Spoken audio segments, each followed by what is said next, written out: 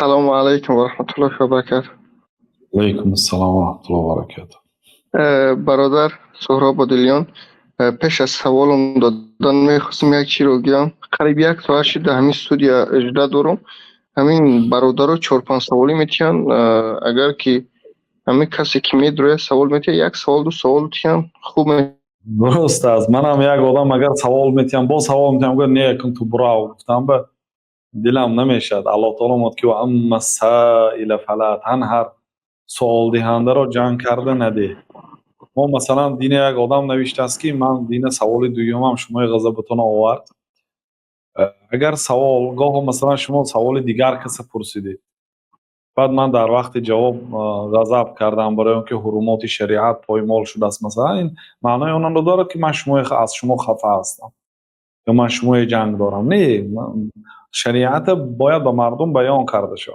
امام بخاری گفتند که باب الغضب فی الموعظه، باب درباره غضب کردن در وقت موعظه، باب درباره غضب کردن در وقت موعظه گفتند. یک آدم وقتی که درباره گوسفند پرسید یا رسول الله اگر گوسفندی گم شده باشد چیکار کنیم؟ گفتند که گوسفند گیرتون، اگر گوسفند گم شدگی نگیرتون یا دزد میگیرد یا گرگ میگیرد. و گوسفند در حال خانتون به در آریتون لیکن اعلام کنیتون یک مال گم شده است، کسی اگر صاحبش باشد بیاد. اعلام میکنید، اگر صاحبش بیاد میگه چی گم کردی؟ آیا گفت که آهو گم کردم یا بز گم کردم. گفت اگر میفهمید که او صاحبش نیست، گوسفند گم کردم رنگش سفید است، یک تا شاخش شکستگی است، در فلان پایش یک رنگ سیاه دارد، همه صفتاش که گفت از آن همون باشه میتید برآورد. لیکن تاویه گیران مانید خانتان بگفتن، چون که اگر وی شما نگیرید یا گرگ میگیرد یا دوز میگیرد یا یک برادر دیگرتان میگیرد. یعنی که برای اعلام، نه اینکه مال خود کره میگیرید. اگر یک سال اعلام کنید دو صاحبش یافت نشد بله وی مالکیت شما میشه. یک آدم بعد همین سوال شتور پرسید یا رسول شتور چی گفت که مالک ولها معها سقاؤها و حذاؤها تأكل الشجر و ترید الماء حتی یجدها ربها. و شتور چی کار داری؟ گفتن غضب کردن. یک آدم پول پرسید، یک آدم گوسفند پرسید، جواب دادن. یک آدم شتور پرسید، شتور چی کار کنیم؟ گفتن که مالک ولها، به شتور چی کار داری؟ پای افضلش قطیش، گردنش دراز، از درختها برگ درخت میخورد، طعامش هست، آب رفته میخورد، پای افضلش پاش پای افضل دارد. گفتن معها حذاؤها، اون پاچکش سخت است، حتی گرمی های قوم ها هم اگر شتور کلانسال شود دیگه تاثیر نمیکنه. و به گرگ و چیزای هم چی نیست. شتور خودش حمایه کرده میتونه، قد و قامتش بلند. شتور چی کار میکنه؟ گفتن ما اونهای خودش آبش یافته مینوشد، طعامش یافته میخورد، میگردد حتی یجدها ربها، تا پروردگارش یافته نشه. پروردگار یعنی صاحبش.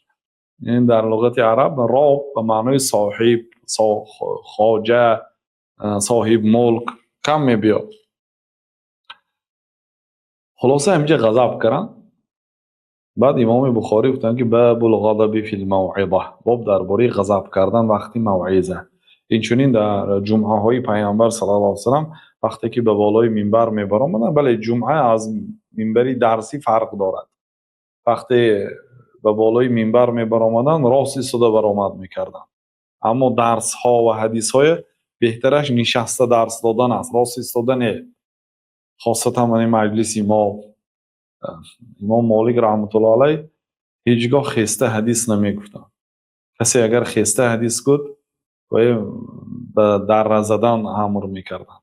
باره وقتی که راست ایستاده راه گشته میرفتن، یک آدم یه حدیث گفت که زنی زنتون همی آدم 5 دره یا که حبس کنیتون 5 روز. زن که یار ابو عبدالله این آدم سوال دهنده قاضی مدینه منوره است. امام مالک وظیفه دولتی نداشتن، این قاضی بودن، یعنی سودیه. گفتن که این 5 دره زنتون. گفتن که اون خودش قاضی هست. گفتن که القاضی احق ان یؤدب، قاضی سزاوارتر است که آداب داده شود. نخواد در حالت راست ایستادنم حدیثی پیامبر صلی الله علیه و سلم از من بپرسد و حدیث پیش از آن که به مردم حدیث درس دهند اول غسل میکردند، سپس لباسهای قیمت میپوشیدند، سله میپوشیدند، سپس عطرهای خوشبوی میزدن، سپس به بالای منبر برآمده نشسته بعد حدیث میگفتن.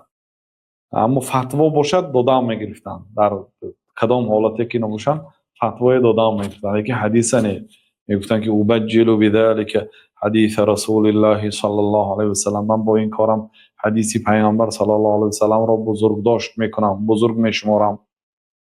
خلاصه وقتی که پیامبر صلی الله علیه و سلم روز جمعه به بالای منبر میبر آمدن، علا صوته، آوازشان بلند میشد و شد غضبشان سخت میشد، کانه منذر جیشی، گویا که پیامبر اسلام از آمدن یک گروه لشکری دشمنی متجاوز مردم ترسانده ایستاد، یعنی که یک گروه توده از دشمن به ما هجوم دارد، آمادگیتون بینید. یعنی چه خیلی میترساند آدم وقتی تنگ، همین خیلی مردم میترسانیدن و رگهاشون هم، رگهای گردنشان گاه ها بلند میشد، سرخ میشد روحاشون، مردم یعنی تحذیر میکنانیدن. یعنی این آداب خطیب است. خلاصه بله برادر سوالتان تید.